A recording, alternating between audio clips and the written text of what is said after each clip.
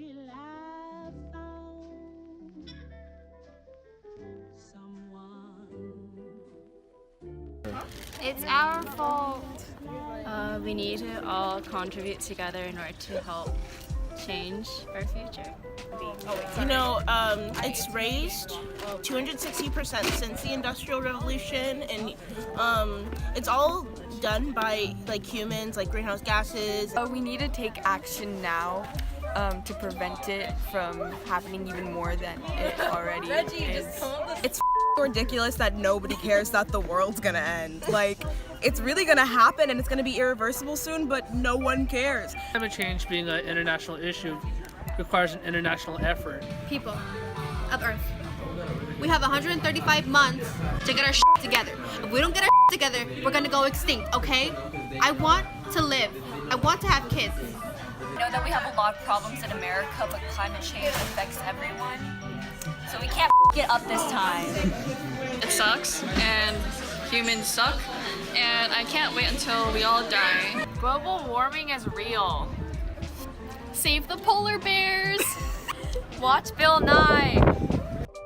So, on the topic of global warming and people's thoughts about this, the main overlapping sort of statement is that it's our fault and that we're the ones that caused it, and that is definitely true. We did cause global warming.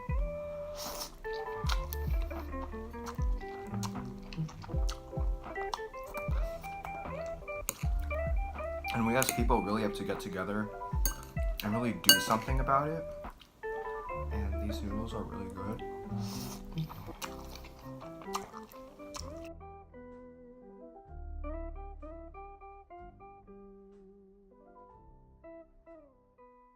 I feel really spiced out right now, like our Earth. So there actually was an instance in time where we as people took responsibility for our actions and what we were doing to Earth. And this specifically happened in the United States. President Nixon in the 70s he created the Environmental Protection Agency. And the Environmental Protection Agency has resurfaced and found a lot of coverage lately, especially because the current presidency right now is proposing budget cuts for the agency. So I think it's really important to talk about the importance of this sort of institution and to see why it was made in the first place.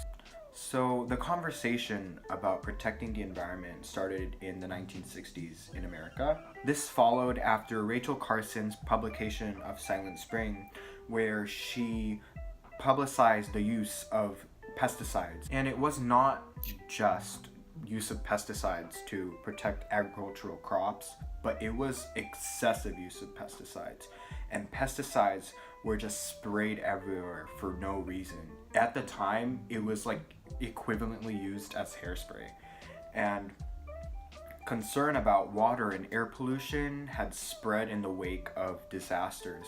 So at this time, there was so many pollution in rivers, and astronauts up in space started photographing the planet, and it showed just a bunch of pollution. It was not like Earth for the past thousands of years. So before the EPA, Nixon established the Environmental Quality Council, and so this was sort of the embryo in the making of the EPA.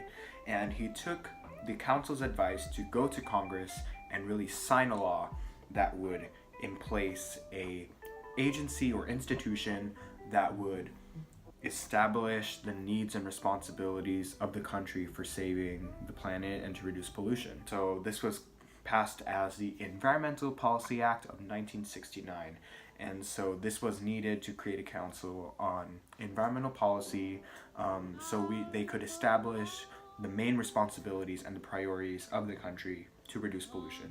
And so this eventually turned into the Environmental Protection Agency, or the EPA. He established the EPA because if they acted now, then in the future, all of this all that we have, all the earth that we have could still be present and it could still be around for future generations to come. The effects of the EPA also include more clean air vehicles.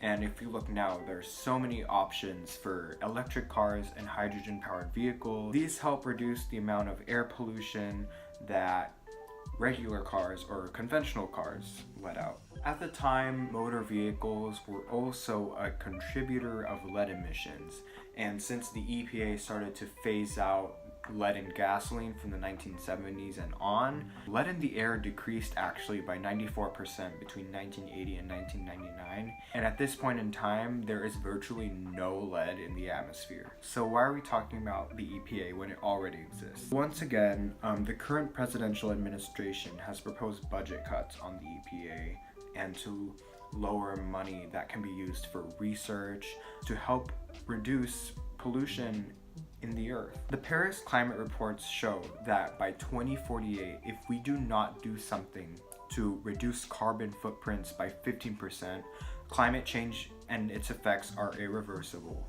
This will result in the extinction of all life on Earth, including humans, and Earth will not be the same as it was for the past thousands of years.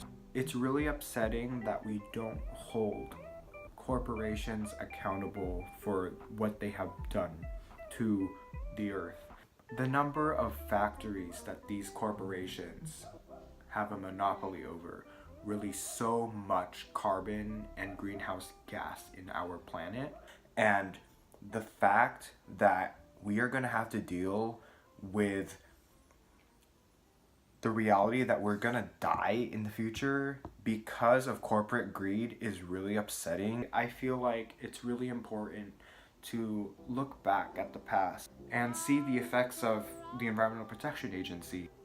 We as people have to take responsibility for our own shit and do something like Richard Nixon did in the 70s, and to take the initiative and to reduce pollution and to just save our planet. So this video was made for the final project of my AP US history class, and if you want to watch a video on reproductive rights that was made by my classmate, it's going to be linked down in the description. What are your thoughts on climate change? It sucks. People suck. We only have like a few years to reverse this, otherwise it's like irreversible, and we just suck. Like, seriously. Everything's dying all because of us, all because of Industrial Revolution. We suck. Like, well, we're not really doing much. I can't really, I'm not doing much about it either, so.